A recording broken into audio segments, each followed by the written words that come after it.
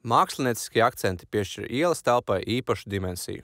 Tie var veidot apkaimes tēlu un izveidot vietas identitāti, radīt piederības sajūtu un lepnumu, atainot saikni vai noteikt robežu.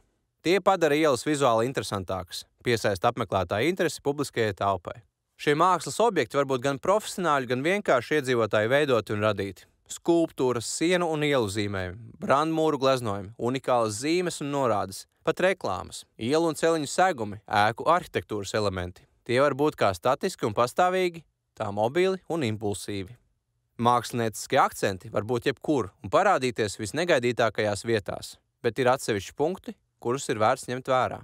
Pirmais. Mākslinieciskos objektus galvenokārt pamanīs un novērtēs gājēji un velobraucēji. Otrais. Mākslas objekti nedrīkst apgrūtināt pārvietošanos. Trešais. Tos var apvienot ar standarta ielas elementiem, apgaismas ķermeņiem, soliņiem, atkritumu urnām, apstādījumiem vai barjerām.